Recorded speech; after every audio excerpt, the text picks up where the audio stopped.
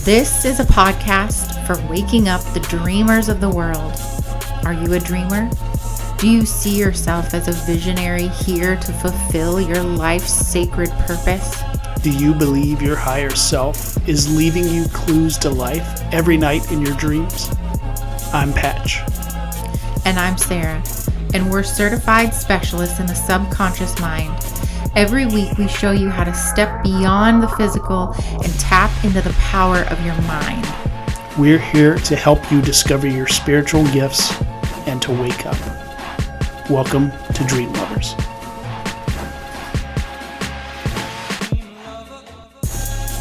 Welcome back to the Dream Lovers podcast with two weirdos diving into the subconscious mind and dream time. But today's episode, sorry, you want to say? First of all, speak for yourself. Why are you calling me a weirdo? Well, actually, I was referring mostly to you Because on our off-camera conversation that we just had, but not really. I was a weirdo. Okay. Yeah. All right. But I can lump myself into that too. We're a couple of weirdos. I hope you can.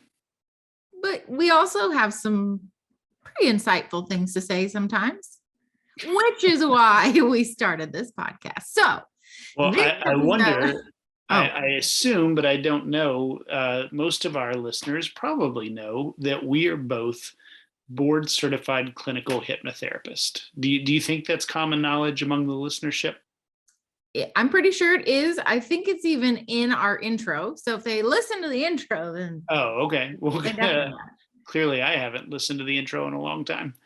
Maybe not. Maybe it was just on our first episode. Anyway, they know. They know. But that is what we do. And so, the connection between dreams and magic and hypnotherapy, they're pretty thin veils separating those things because they all ultimately point back to our subconscious mind and our nervous system. And it's how they all work together.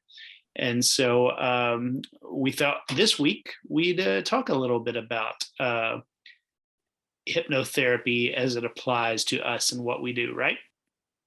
Yes. And for the listener, for their goals and what they're working towards. So yes, this episode is hypnosis for goal achievement. So there's like goal setting, but then there's like goal getting. Yeah, I know. Right. And that's weirdo, but you're cheesy. And that's what I'm more focused on is how are we, especially even when we talk about dreams, it's always my obsession is always, but how are we applying it to our life in a real and meaningful way so that we can enjoy our life more, whatever that means for you. How are you creating your magical life, your dream version of your life? Well, it's one part, magical, one part dream work, one part subconscious work, and one part actually, taking those actionable steps and putting it into practical application in our lives. But we often are not able to take the actions that we need to take in our waking life because of subconscious beliefs, limiting beliefs and stories and behaviors and all of those things. And hypnosis is a way to work with and on those things in order to have what you want. Would you agree? I would. And it's interesting listening to you talk. And this is something that I know about you. Thanks. Well, I'm just kidding. Stop right there. Your goal, your purpose in your life these past few years has been helping people move towards successful fulfillment of their goals. Like that's anybody who knows you could point to you and say, yeah, that's what she's about. And so I sometimes from that vantage point look at myself and be like, well, what's my thing? What am I helping people do? Is it accomplish goals? And I think that's a domino that eventually gets knocked down by it. But I think I'm finding myself when I look back at my life over the past few years, I look at my life right now, if you're the person that takes the car and really soups it up and makes it like high performance, I feel like I'm the guy that kind of makes sure, well, is the car even working? Like what's the base level to be okay to inhabit a human, meaningful, spiritual story? You kind of got to like, are you even working? Is your brain even doing what it's supposed to do? Is your subconscious even on your side to begin with? Are you even aware of your subconscious? Are you even um, at peace with your nervous system? Are you aware that you live inside a story? And I kind of feel like you have to do that thing before you can even think about thriving. You have to live and be alive before you can move to thriving. And so in that sense, I think what we do holds hands really well.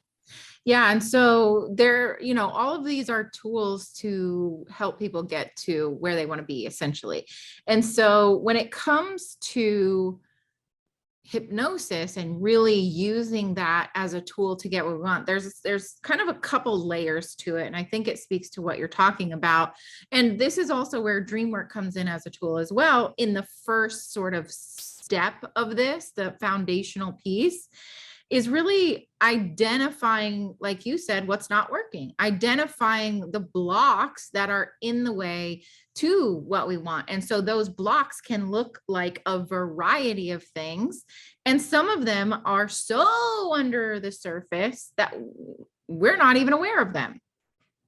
And so we don't even know why it's not working, why the car won't even like turn over, if we're using our cars as analogies, which is kind of weird, but also kind of fitting since, your dad owned a body shop for his entire career. But anyway,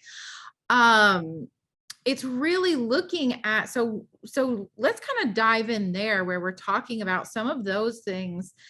Because to me, again, there's two parts to this. So we'll dive into the first part and then I'll lay out what the second part is. But the first part is really identifying what's not working. So that could be, like you said, nervous system. So many people right now, this is such a good conversation around nervous system, because after the last couple of years and all the changes that the entire planet has gone through, and then now we're kind of heading into recession, and like it's like one thing after another, and people are losing jobs, people are stressed to the max with their kids home. Well, finally they've gone back to school and all that, but just all the mounting pressures of daily life. So many people's nervous system has just been on overdrive, maybe their whole life, but for sure the last couple of years. And so it's almost like we have to go way back to the basics of just saying like, hey, I got to figure out how to just like not feel like I'm, about to like drive off the edge of a cliff every single day. Like you're saying, it has to be, we have to get past survival mode in order to get to thriving mode. So this is a great place to dig in, because to me, it's one of the most basic things that we have to address before we can even get to, well, what's your goal? Yeah. Asking somebody what their goal is a question around perception. Like what do you see in the world that you want to accomplish? What do you see about yourself that you want to change? Goals require us to be able to look at ourselves and look at our world intelligently and cognitively and make a decision. But our stories actually are precognitive. Actually, Stephen Porges talks about this thing called neuroception. And neuroception was a term he had to invent to describe the way our nervous systems work, because our nervous systems are so much more keyed into what's happening around us than our brain is. And so if I walk into work every day, there may be a point where I think to myself, man, I hate this place, and I hate my job, and I hate the people I work with. But it's usually going to take some event, even if it's just me walking in the door or me seeing the person I hate, to make me think those thoughts. But my nervous system has been keyed and tuned to, when I wake up in the morning, before my first thought, my nervous system goes, oh, we wake up, we go to work, we hate it there, and it feels unsafe. And so our nervous system is like 200 steps ahead of us. And so that's why we get so anxious and we get so caught up, because when we start to see anything that looks like it might go wrong in a way that we're familiar with, like, oh, I always have a bad day at work. I always, my car I never always works have right. trouble looking for clients every day, or Yeah, yeah, whatever the working thing within my is, business. It's so overwhelming. Every day I'm overwhelmed. Yeah. neuroception has trained our nervous system to create that story. And then eventually it makes it to our brain, and our brain's like, yeah, man, things are hard. Well, it's that hardness is detected on a subliminal unconscious level before you could even think about it. And so I have a real life example of this that I want to share really quickly, because it was the time that I made that connection for myself. And it's been a few years back, but it's when I would go live. When I used to go live, it actually still happens to me when I go live now, but just not to the degree that it once did. But there wasn't a, because if we talk about, oh, your thoughts and stories in the moment are, reflective of how you're feeling, I feel like everybody kind of gets that at this point, at least everybody listening to this podcast. You sort of get how what you tell yourself it ends up being how you feel, and therefore kind of creates patterns in your life. But if we're kind of talking about a layer deeper than that right now, and that is what happens before you even knew it happened. And so when I would go live, I had, and still have to some degree, a bodily response where my body goes into, it starts shaking. And it's like, it's something that is way, way, way, way beyond my control in the moment. And it has nothing to do with what I'm thinking about in that very moment. It's so deep seated in my subconscious that there's a physiological response that happens without my conscious awareness, without my thinking, oh, what's going to happen on the other side of this? And so, maybe somebody listening right now can kind of put themselves in a situation where maybe it's not to that degree, but there's an automatic response that it's like, I wasn't even purposefully doing that or trying to think about this, but I had a physiological anxiety that comes up, or fear or frustration, or overall general disdain for my life and work and all of those things. And so I wanted to put that in like a really tangible way for somebody to kind of get how this can happen without you even going in and saying, you're not even thinking it all the way through to a logical end. It just is this in the moment, completely unconscious response that can just take over. I'm glad you did that. That explains it very well. That it's like, you haven't thought about, oh, I'm going live today, but your body senses, like it looks for cues, like, oh, whenever we feel this way, we sit down in front of the camera, and we do this and this, and your body starts reacting. And you hear people say all the time, something just took over. And a lot of times it's around anger. So if you're around somebody who just gets your goat, that really just bothers you, sometimes you'll blow up and they'll be like, I didn't mean to do that. It just happened. Well, that's your body. Your body is responding, and it responds to these stressors before you can think about it. It's tied into your nervous system. So it responds so much quicker than you can with thought. Yeah, exactly. Okay. So that kind of laying the foundation comes to this part where we start to get into, okay, well, what do we do about that? Yeah. And so, first of all, just understanding, I think, again, when we're working with tools like hypnosis or dream work or all of that, we can start to pinpoint sort of these root causes, if you will. What is it, again, like before I even get to, I want to fulfill this amazing goal and all of that, there's something beyond before that we want to kind of deal with and dig into.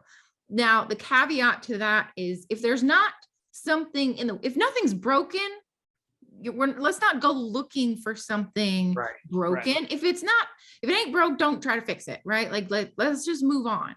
We want to use this really digging in tool when there is something that these like responses that take over, or the pattern that keeps just happening without us consciously being aware of it, or we're trying consciously to make one change, but it doesn't feel like it's actually following through. We're still feeling overwhelmed. We're still, feeling really anxious. We're still don't fully believe that we can do what we want to do, or, there's something broken, like there's an obvious, something's not quite right here. Well, that's where we want to go and dig into some of this stuff. So, yeah. So I would say, to your point, don't look for something if nothing's actually wrong. Like, we live in a food chain, this is a world of sorrows.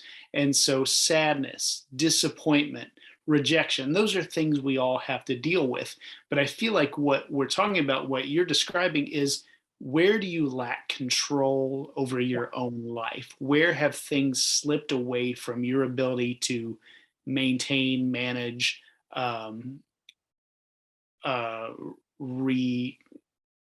reorganize yourself, just kind of get back to that place. And so yeah, don't don't, you're like, oh, well, what happened to me when I was a kid? Well, probably nothing, maybe nothing. Exactly. Life hurts sometimes, but yes, but there's a difference. Unless you're having an actual issue right now, let it go. Yeah. Let it go. Yeah. So I love that. Okay. So that's like kind of the first thing in using hypnosis for any goal achievement is really, is it working? Are we thriving? And if not, let's go and address those things. If everything is kind of, going along good, then great. Now we can just move on to step 2. Most people do have a couple of things typically that we want to go and address and really look at, like what I was talking about with not wanting to go live, or having that such a physiological response. So again, I have worked on that a ton with hypnosis, and now I can do it. I do it all the time. I still have a little bit of a response, but it's nothing that stops me or stands in my way. It's just okay, I've made friends with it. I've made peace with it. And yeah, exactly. And I can get to the place where it doesn't stop me from doing what I want to do. And I think that's the biggest thing. So do I still have work to do around it? Yeah, probably, maybe. We all got onions to peel, so to speak. There's always another layer, another level that we can, we're all working forever on ourselves. Yeah. And so I won't say that you don't have work to do around it, but I think the more reasonable expectation is that ability to regulate. Right. Like, exactly. Like exactly. this may always be a little, I don't uncomfortable. Yeah. Yeah. But can you calm your nervous system enough that you can feel safe enough to do it, to address it? Right, exactly. And that's exactly what happens is in the moment, it's like, I can talk back to that part of myself that's like, hey, what are you doing? This is really scary. Yeah. Actually talk out loud to myself. No, that's not true. Sometimes I do talk out loud to myself. Anyway, I told y'all we were a couple of weirdos. But you can then talk back to that part of yourself and say, like, hey, everything's going to be fine. We've done this a million times before. We know how it goes. Yep, this is Yeah. coming up. Thank you. Right. Like, thank you for trying to keep me safe. Because going back to this idea of of these responses, it's like our subconscious is prime directive, its entire uh goal and what it is there for is to keep us safe. It's to keep us safe and okay. And if there's any part of us that doesn't feel safe and okay, it's going to kick on and say, hey, hold on. What you're doing here okay? Because it doesn't feel okay. And so then if you have tools and ways that you can go in and say, hey, no, everything's fine. Here's what we're going to do. Here's what's going to happen. We've done it before and it's totally fine. Again, now you can kind of self-regulate and calm yourself down. If you can breathe, if you can, work on it in self-hypnosis, especially even like visualizing, bringing in the visualization aspect of it and say, really see yourself moving fluidly through whatever comfort zone level or whatever comes up for you, whatever's coming up for you around this kind of work. You can then start to calm that subconscious down and say, it's safe, everything's good. Well, then now that nervous system can start to regulate and you can start to bring your physiological responses back into a peaceful kind of state. Yeah. Maybe I shouldn't ask this, but I'm curious. Knowing me like you do, living with me all these years, what do I have a physical unconscious response to? Like what triggers me physically? And you can be honest, just This is interesting because you don't have a fear response in the same kind of a way that I have about, showing up live. Like you have been on stage, going live, doing all the things your whole life. So that is not an issue for you. Yours is this, it's really interesting because let's just say something will happen. I won't even maybe be aware of what it is, but you shut down. So your response is to just shut down. And so I will have to dig with you a little bit sometimes very carefully, because I'll say, hey, I'll notice there's a shift, something changed, something's different. He's gone into his response. Yeah. And I'll say, hey, what's wrong? What's going on? Is there something going on? And I recognize that I'm not always the best at this. So this is a whole other episode, but it's like, I know exactly. Yeah. He's feeling anxious. He's feeling frustrated. He's feeling this. And I will know exactly what it is that you're feeling. I may not know why, but I'll know right. He's feeling this way or that way or this way. And you'll say, I don't know. Actually, you've gotten a bit better about it, but you've in the past, you've said, I don't know. And then several hours will pass or the next day will pass. And maybe your I don't know is just, I don't want to discuss it with you right now. But there have been times where it's like you almost can't even pinpoint how it is that you're feeling. Yeah, because it's not happening in my brain, it's happening in my body. And then later with some self-reflection, you'll say, well, actually, I was really anxious about this thing or that thing, or I was mad at you about this. And when we feel unsafe or anxious, the newer not the newest, but the newer nervous system goes into fight or flight, which is exactly what we're talking about in different ways. I mean, what I was sharing was my flight or fight. Yeah. And so that's a control inclination. Like you want to control the situation. I'm either going to fight this thing or I'm going to get myself away from it. So in those moments, you're taking control. The oldest nervous system, the dorsal vagal nervous system, comes from when we were reptiles, and it's collapse. It's a collapse response, and that's what I go to. I don't try to control it. I just collapse. It's like I'm not going to deal with this. Yeah. And I notice it when I in public situations if I don't feel safe, and by safe I mean if I don't want to engage with somebody or they don't feel good to me, I'll just clam up. I just won't talk. It's like, I'm a cold shoulder. Yeah. And so we can all kind of look at ourselves and say, well, when I'm in I this, have said this about you before. And this is just kind of funny. It's just an observation, but people, you are either the most like charismatic person, kindest person that somebody would ever want to come across, or you're just like a straight up, I yeah, won't say it, but I can be a dick. I can be. that's what I was Yeah. going to say. And so it's interesting how I'm sure there's like people walking around on the planet who are like, he's just the best guy in the whole world. And then there's other people who's like, I hate that guy. You don't have like a middle road. Yeah, I don't have a middle ground. And so I think this is a great invitation for the listener to, this is how you start to recognize that neuroception. It's not something that you're thinking about, but what are the things that either key you up and make you want to, I gotta fix what's right in front of me. I gotta, either fight or flight. Yeah. Or what are the things that make you pull back and get really quiet and go inside and kind of collapse? And especially with, if you're trying to help people thrive and succeed at business, what are the tasks that you have to do in your business that you have a bodily reaction to? Yeah, that's a great question. Write that down, y'all.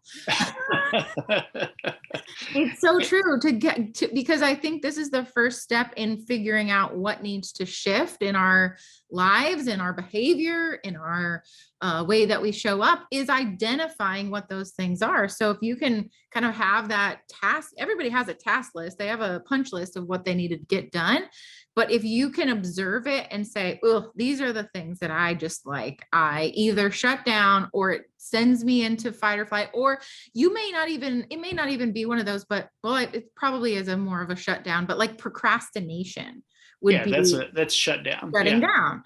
And so the thing is, like, we have become so numbed to this part of ourselves, right? That when you look at your task list, you really have to take a minute and get embodied and feel like, okay, what does my body feel like right now? Where's their tension? Where's their anxiety? Where is their ease? And you have to really kind of feel your body and then look at the list and pay attention. Like, did my heart jump a little bit at this part? Did I kind of groan internally at this part? You really have to learn to be aware of what's happening in your body to feel these things. And but here's the thing is, like, you don't even have to be aware of what's happening in your body yet, but notice what you say, this could go to tomorrow. I don't have to do that. Yeah. So you're almost observing the behavior before you're observing what's actually happening internally, because when you're observing what's happening internally, that's, to me, that's that next level, that next layer of awareness. But you're right now, whoever's listening to this, maybe just going throughout their day, like being completely, unaware of what is causing that. Why are you pushing that off? Why are you procrastinating? Why do you never go live? Why do you never create content for your social media? Oh, well, I just don't like to, or I don't have the time. No. That is way up here, surface level. If you really want to get underneath of it, you're going to have to go a couple layers deeper. And to me, it's like, we want to have the observation of it, and then we can notice how we feel in the body. What you're saying, though, is just observe that now. Yeah. Don't wait. Like, you already know the things you put off. You know all that. You know what you're saying about, oh, I can't do that. I don't like to do that. That's just whatever your excuse is. I love this. So going back to stories, because the second part is really using hypnosis to start to shift and change the stories that we have, to shift and change the beliefs that we have. But I always like to say, whatever your excuses are, those are your stories. Those are because of your beliefs oh, I can't do that, or oh, I don't like to do that, or oh, social media takes too much time, or I'm using social media because I know so many of my clients have so much resistance to it. Oh, well, I've been saying I want to start a podcast forever, but I haven't done it. Well, I don't have the time to do that, or I don't have the time to meditate, or I don't have the time to do hypnosis, or I'm overcommitted. Like whatever your excuse for why you haven't done certain things or why you can't do certain things. Well, those are your stories, Yeah. plain and simple. They aren't real. They're real to you. I don't want to, I don't want to say they're not real. They're real to you. They are real, but they also can be shifted and changed. Yeah. To get very Aristotelian about this, stories are, I'm doing this, so I have to do this, and then this will happen. Yeah. And that important part is that, and then this will happen. And so you end up at this place where you're like, well, if I post on social media, everyone will ignore me. Everyone will get annoyed by me, being in sales mode. Everybody will do this, or I'll do this, or I'll feel this way. And so hypnosis becomes a way to where you can change that and then part of the story, I like that. where you kind of get in there and say, because you don't know what's going to happen. Like exactly. That's the whole thing of like, even like the going live, like, again, there was no real thought process behind what's going to happen. But I know when I do some self-reflection, when I dig into it, I'm like, well, what if something goes wrong and I say something stupid? What if that? Well, then, okay, well, I guess I'm afraid that if I say something stupid, I will look like I don't know what I'm talking about. And then people will think that I'm an idiot, and then they're not going to buy from me. It's like it goes so yeah, so many layers deep. So we really want to do what you're talking about, and to change what happens on that end. Yeah. And so, what's really funny is you said earlier that I've kind of spent my life in front of people. And so that's a very comfortable thing for me. And so it's very easy for me to look at the story I tell myself about being in front of people. And which is that everyone loves you and thinks you're hilarious. Which is, if I'm in front of people and I screw up, or I say something wrong, or do other stuff, that the message isn't, oh, he doesn't know what he's talking about, but the message is, that's authentic. Like, that guy's real. And like, so if you're wanting to do a hypnosis and you're like, is this really going to help me? What if the story you told yourself wasn't, if I go live, I may mess up and people will think I'm stupid, but instead, I'll go live, I may mess up, and I'll just look that much more real and relatable to people. And so that's the story. You have to change the way you look at those mistakes. You have to change the way you look at your interactions with people and what they mean. Yeah. Yeah.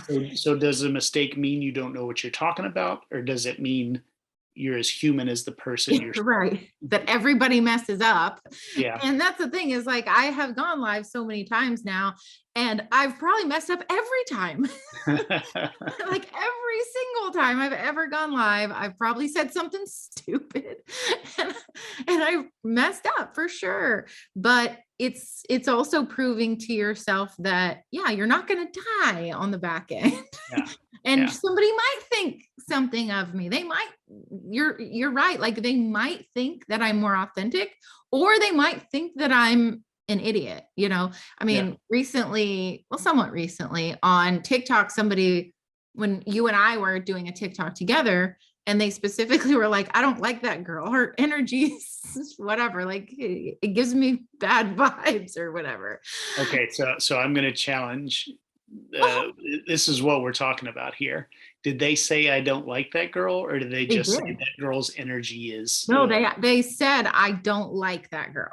Okay. I'll go find the comment. Questioning if you put that spin on it. No. Yeah. They specifically were like, you telling yourself a story about what their comment meant. So here's what's funny is, actually, I had remembered them saying like, her energy gives me, I don't love her energy.